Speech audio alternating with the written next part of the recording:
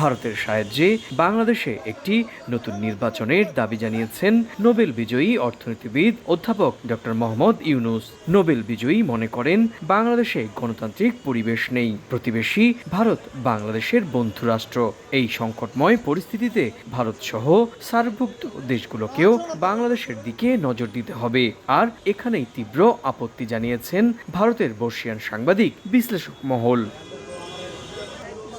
তারা জানান, বাংলাদেশের অভ্যন্তরীণ সমস্যা কেবল তাদের দেশের মানুষকে নিয়েই সমাধান করতে হবে।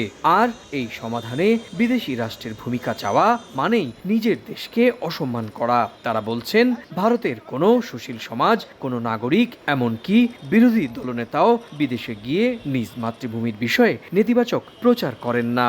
কোনো রাষ্ট্রের যদি কোনো সমস্যা হয়ে থাকে তাহলে সেই সমস্যা সমাধানের জন্য সেই রাষ্ট্রের যারা দায়িত্বশীল নাগরিক বা সুশীল সমাজ, তারা সেই নিজ নিজ দেশে সেখানে সাধারণ মানুষের মধ্যে অভাব অভিযোগ নিয়ে তারা আন্দোলন করবেন, শাসক গোষ্ঠীর বিরুদ্ধে আন্দোলন করবেন। সেগুলো সম্পূর্ণ তাদের গণতান্ত্রিক অধিকার। এবং যদি করতে নাও পারেন তাহলে সেটা চেষ্টা করা উচিত, অপেক্ষা করা উচিত। কিন্তু বিদেশের কোনো ভূমি থেকে কোনো সরকারকে, নির্বাচিত সরকারকে উৎখাত করার দাবি জানানো, এটা অযৌক্তিক এবং অসাংবিধানিক বলে অন্তত আমি মনে করি।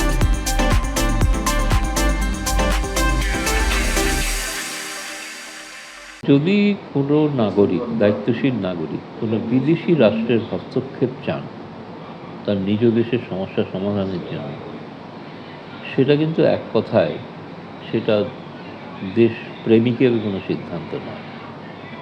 এবং এই সিদ্ধান্তটা কিন্তু নিঃসন্দেহে আমি বলবো যে অত্যন্ত আত্মঘাতী সিদ্ধান্ত।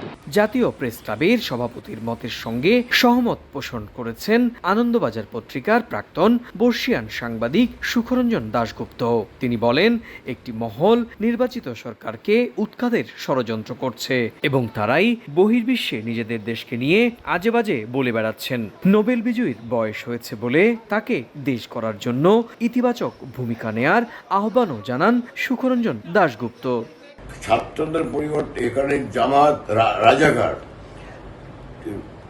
তারেক রহমান, তারপরে মোহাম্মদ ইউনূস, এরা বিদেশের কাছে এপিল করছে যে আপনারা আমাদের বাঁচান, আমাদের দেশে গণতন্ত্র নাই। আরে 10 মাস আগে নির্বাচন হয়েছে, হাসিনার নেতৃত্বে আওয়ামী লীগ ক্ষমতায় এসছে বিপুল ভোটে। এখন আপনি এই গভর্নমেন্ট ভেঙে দিয়ে নতুন করে নির্বাচন হবে, সেই নির্বাচনে ইউনূসকে প্রধান করা হবে, আর রাজাকার আর জামাত সন্ত্রাসবাদী দলদের ক্ষমতা আনতে হবে। শেখ হাসিনা তার বরিষ্ঠ নেতৃত্বের মাধ্যমে এই সংকটটাকে বাঁচিয়ে দিয়েছেন। এবং হ্যাঁ, অনেক ছাত্র, দুঃখের বিষয়, যে কোনো মৃত্যু দুঃখের বিষয়, কি অনেক ছাত্র, সরকারি মতে 147 জন ছাত্র মারা গেছে। কিন্তু উস্কেছে কারা করেছে? ছাত্ররা করেছে না, করেছে জামাত। সেই জামাত আর রাজাকার। ভারত সরকার পরিষ্কার বলে দিয়েছে, বাংলাদেশের অভ্যন্তরীণ ব্যাপারে কারোর নাক গলাবার অধিকার নেই কোনো স্টেটের।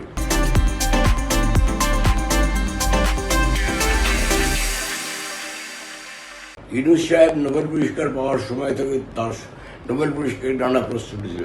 উনি এখন বিদেশে, আর তারেক রহমানও বিদেশে। ওরা বিদেশ থেকে একটার পর একটা বিবৃতি দিয়ে বাংলাদেশের মানুষকে বিভ্রান্ত করার চেষ্টা করছে। আমি অত্যন্ত শ্রদ্ধা করি ইউনূস সাহেবকে, তিনি একজন নোবেল বিজয়ী। কিন্তু তিনি এগুলো কি করছেন? তারও তো বয়স হয়েছে, আর কবে ক্ষমতায় আসবেন? আমি ইউনূস সাহেবকে চিনি, তার সঙ্গে আমার 2-1 বার দেখা হয়েছে।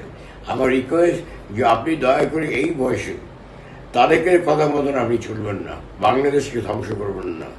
সম্প্রতি প্যারিসে ভারতের প্রভাবশালী ইংরেজি দৈনিক দ্য হিন্দুর সঙ্গে একান্ত আলোচনা করেন ডক্টর মোহাম্মদ ইউনূস। তুলে ধরেন ভারতের সহযোগিতায় বাংলাদেশের নতুন করে নির্বাচন করার অভিপ্রায়। এখানেই শেষ নয়, বাংলাদেশে ন্যূনতম গণতান্ত্রিক চর্চা নেই বলেও সাক্ষাৎকারে দাবি করেন তিনি। ডক্টর ইউনূসের এই সাক্ষাৎকারটি এমন সময় দেয়া যখন বাংলাদেশে একটি সংকটময় পরিস্থিতি চলছে। ঠিক সেই সময় এমন মন্তব্যকে রাজনৈতিক দূরভিসন্ধি হিসেবেও দেখছেন বিশ্লেষকরা। সুব্রত আচার্য, সময় সংবাদ, ভারত।